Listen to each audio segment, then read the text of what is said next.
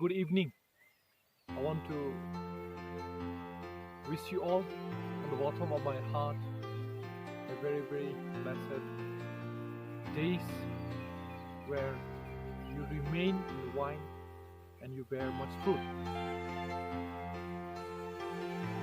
This talk is just about the previous video which I made in Kokborok or Bangladesh Tripura Christian Youth Fellowship. Now, for the sake of my friends who could not understand Kokborok, I'm going to talk in English. So, my topic is remain in the vine in Jesus Christ. I've got 7 points to share. So let's start directly. Please hold on and watch till the 7 points. First point, you did not choose God, but He chose you first to bear fruit. You did not choose God first, but God chose you to bear fruits. And this is from John chapter 15, verses 16, where it says in King James Version, "You have not chosen me, but I have chosen you and ordained you that you should go and bring forth fruit, and that your fruit should remain, that whatsoever ye shall ask of the Father in my name, He may give it to you." See friends, at this point of time, just want to remind that it is God who chose you out of the world first, and He chose you and ordained you so that you can bear much fruit, plenty of fruits, that your fruit will remain, and whatever you ask, Father, in Jesus' name, He will give it to you. What a beautiful word to start with, to tell that it is not me who choose God first, it is not you who choose God first, but God who chose me and who chose you first. Second point, praising God daily for your life, for making you unique and special. Psalms 139 verse 14, this is one of my favorite, and I keep reminding in the tune of the psalmist where he says, "I will praise thee, Lord, for I am fearfully and wonderfully made. Marvelous are thy works, and my soul knoweth right well." The psalmist praises God. Similarly, you should praise God daily for making you fearfully, for making you wonderfully. You are the only single piece. You're the only person in the whole of the universe. And that is really important, but you should know it. Do not copy others. Look within. See your potential. Be positive. Give to God the time. Remember, He always loves you. He will always love you till the end of the earth. Point number 3. Remember your Creator now when you're young. Ecclesiastes chapter 12:1. Remember now the Creator in the days of thy youth, while the evil days cometh not, nor the years draw nigh, when you shall say, "I have no pleasure in them." Chapter 12:1. Again, it's a beautiful reminder for each one of us to remember our God, our Creator, when we're young, when we're full of energy, when we can go to places, when we enjoy playing, when we enjoy making friends. There will come a days when we will not have pleasure in those things that we enjoy today. So it is very important to remember God now when you're young. There may be some people who are feeling that you're old already, you're of age. In Christ, we always remain young because we go to Him like a child every day and leave everything to Him. That is one thing that I realize as years pass, we become more like a child. We learn to trust wholly to God.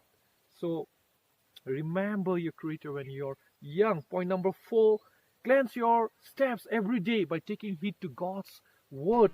Psalms 119:9. The psalmist asks, "Wherewithal shall a young man cleanse his way?" Where will a young man cleanse his way? How will you cleanse your way? And the psalmist says, by taking heed to thy word, by obeying, by taking heed to God's word. A young man cleanses his way, and you need to take to God's word every day to walk clean and holy in this world we live in. And John chapter 15:3, Jesus tells his disciples and tells each one of us Now ye are clean through the word which I have spoken unto you. You know, the Bible that we read daily, the words that we have are a living word that is living every day. Through the inspiration, through the eyewitnesses, through the disciple of Jesus who saw him, to all those wonders, miracles, who lived with him, who ate with him. You know, those people wrote it. They're eyewitnesses. So they have written, and the word is given to us, the word of Jesus. Let's say that you are clean by the word that I have spoken to you. Fifth point, hide God's word in your hearts. Psalms 190, verse 11. Thy word have I hid in my heart, that I might not sin against thee. It is very important to hide God's word in our heart, that we will not sin against God. Like the psalmist, when we read the word, we have to hide God's word. It reminds us not to go against God. It reminds us which one is the right way, which is the wrong way. So we need to hide God's word in our heart, that we will not sin against Him.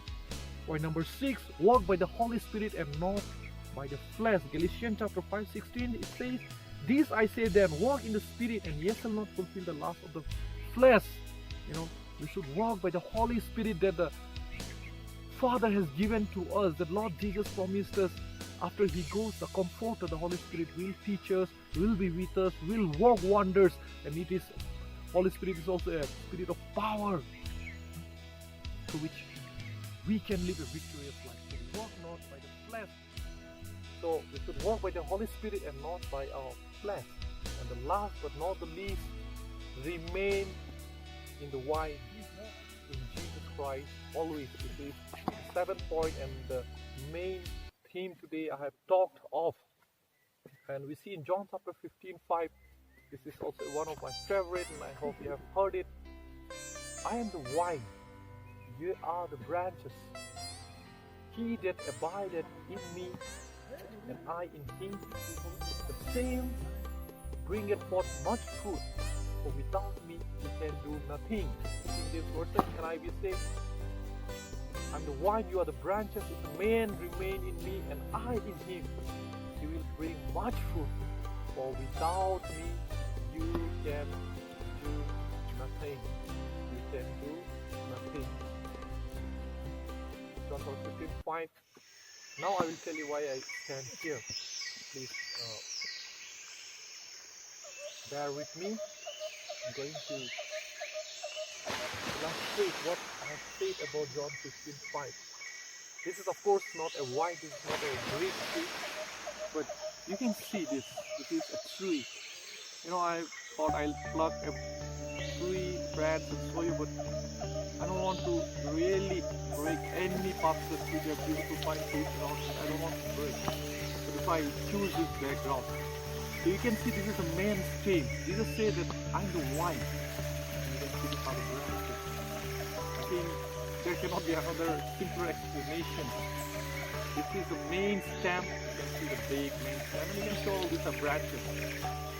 Now, if these branches have to bear fruit, I don't know whether these flowers bear fruit, but there are some which bear fruit. Okay, but I hope you understand what fruit is. Any branch to bear fruit, it needs to be remaining with the stem. Suppose this, let me take a dead, this is already broken, I'm not broken it. Suppose this is with the stem, it will bear fruit. But if it is out, if it is not attached, it cannot bear fruit. It is just going to be thrown and be burned. But if any branch is with a stem, it will automatically bear fruit. And that's what Jesus is saying. That I am the vine and you are the branches. If anyone remains in me, and I in him, he will bear much fruit. For without me, you can do nothing. It is zero. So, no matter how much you try, you might have success, everything.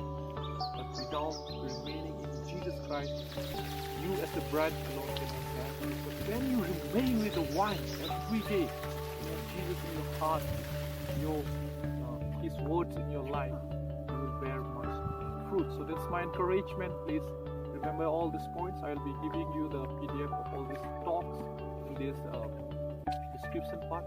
So God bless you all. I hope at least you learned something. We'll keep touch. And yeah, please keep watching. I'll be bringing out my own song with you.